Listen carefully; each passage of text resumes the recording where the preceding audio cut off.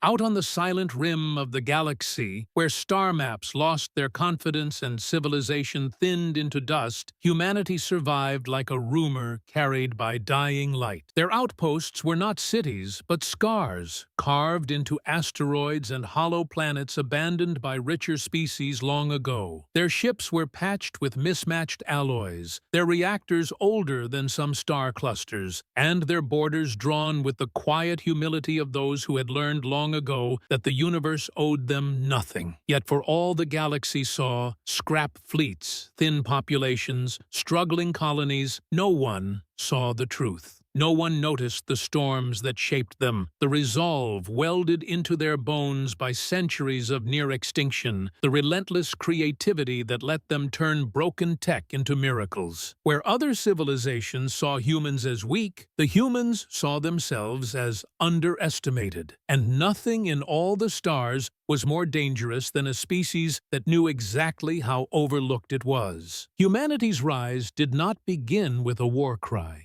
It began with a question whispered in a dimly lit engineering bay. What if we built something no one believed we could? In the depths of an abandoned mining world, one whose value the Council had dismissed centuries ago, human scientists created a secret project beneath a crust of iron and stone. There was no funding, no oversight, no permission, just determination, sleepless nights, and genius sharpened by desperation. The chamber they built it in was cold and cavernous, lit only by the harsh glow of magnetic coils that arced with pale blue lightning. There, the first planetary rail accelerator was born. It wasn't beautiful. It didn't have to be. It was a machine built by people who valued function over glory, forged not in triumph but in necessity. The weapon stretched the length of 5 city blocks, anchored into the mountain's spine. Each kilometer-long kinetic slug was crafted with obsessive precision. Every conductor, every coil, every fragment of metal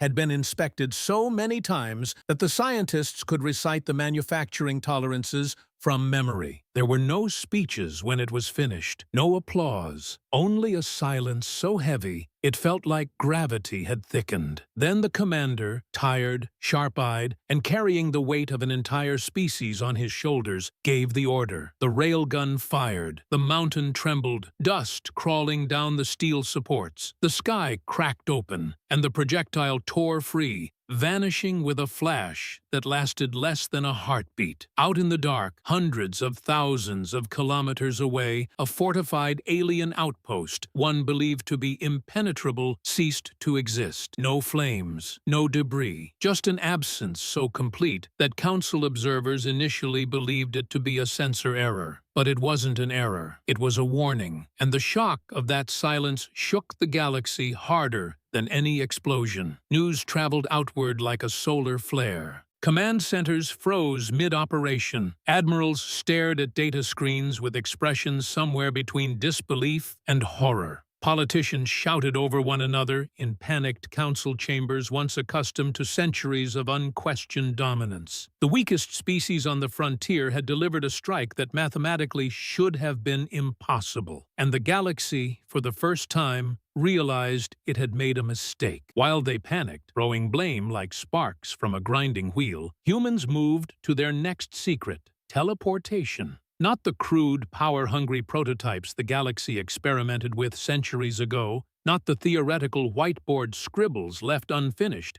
in abandoned research labs. What the humans developed was elegant, refined, terrifyingly efficient. They called it the Gatewalk, a translation engine that bent the distances between points like a folded sheet of paper. The galaxy's greatest minds had said it couldn't be done. The humans didn't care. They hadn't built greatness by following the rules of species who would have let them die. The first teleportation strike was almost gentle. A council listening station simply stopped responding. When a rescue team finally arrived, they found the crew unharmed but stasis-locked, their systems disabled with surgical precision. It was an impossibly clean operation. No casualties, no alarms, no trace of intruders. Only a quiet message left in the logs. "We were here. You were not ready." That message spread even faster than the railgun rumors. Across dozens of systems, fear and awe tangled together. If the humans could appear anywhere, strike anywhere, sabotage anything, how could anyone oppose them? And more importantly, why did they strike with such restraint, with such surgical moral clarity? No empire in the galaxy's long history had ever been capable of violence without indulgence. But humans were different. Their brutality was intentional, not instinctive. Their precision was calculated, not chaotic. Their restraint was terrifying. The commander studied the Council's confusion with a cold, observational calm. Humans did not seek annihilation. They sought correction. Every outpost they hit had been used for oppression. Every stronghold they dismantled had been built on the suffering of smaller species. Humans were not conquerors. They were recalibrators. Still, fear spread through the Council ranks like infection. Bureaucracies that had ruled for millennia began fracturing under the mere idea of human unpredictability. Rival factions accused one another. Supply lines collapsed under mistrust. Fleets refused to move without triple confirmations from command structures already compromised. And through that growing chaos, the humans advanced, not with brute force, but with elegance. Teleportation strikes severed communications between oppressive governors and their fleets. Rail shots targeted only military infrastructure. Human diplomats reached out to oppressed species with offers of liberation. Each move was timed to perfection, designed to destabilize the old order while minimizing unnecessary chaos. Planets liberated by humans did not mourn the loss of the Council. They celebrated with tears and disbelief. Trade ships arrived within hours, thanks to gatewalk corridors. Medicine followed, engineers followed, advisors followed. Not with condescension, but with partnership. Humanity offered not just freedom, but hope backed by precision. The galaxy had never seen anything like it, and it wasn't long before alien factions began defecting, not because they feared humans, but because humans made sense. They offered opportunity, they offered stability, and unlike the Council, they offered respect. The commander oversaw everything with a steady, almost haunted expression. He carried no illusions about humanity. They were flawed, emotional, reckless when pushed, but they had a strength no other species possessed. They could adapt faster than fear could spread.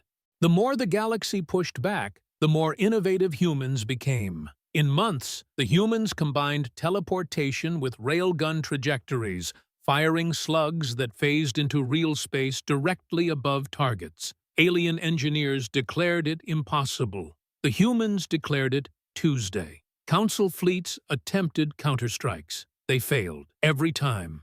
The humans anticipated them, outmaneuvered them, misdirected them. Not through superior ships. They still flew cobbled-together vessels by galactic standards, but through superior minds. Every battlefield became a chessboard. Every Council attempt became another blunder. Every failure rippled outward, cracking the Council's authority like glass. The galaxy watched as the impossible unfolded. The Council wasn't just losing, they were unraveling.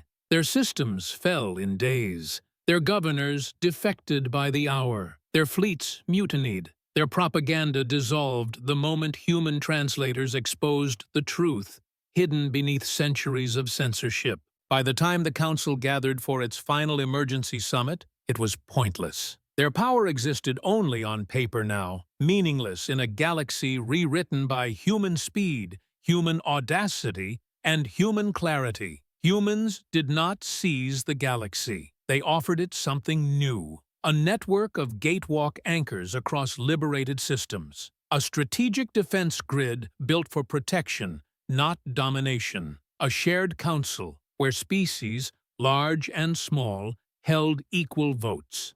A future built not on fear, but on ingenuity. Once oppressed civilizations flourished under the new order. Cultural exchange exploded.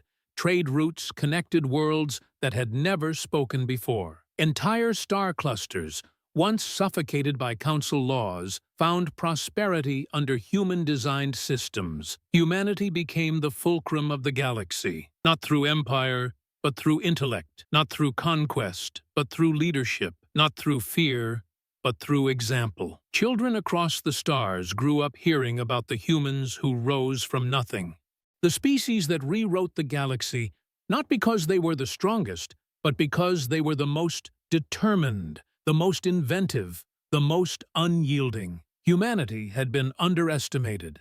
They would never be again. Their legacy echoed across star systems like a constant heartbeat, a reminder that the smallest force, if clever enough, bold enough, and driven enough, could alter the fate of billions. The galaxy did not simply change. It evolved into something better, sharper, faster, more just, more daring. And all because one species, pushed to the fringes and forgotten by the stars, refused to accept the limits placed upon them. Humans had not conquered the galaxy. They had taught it how to rise.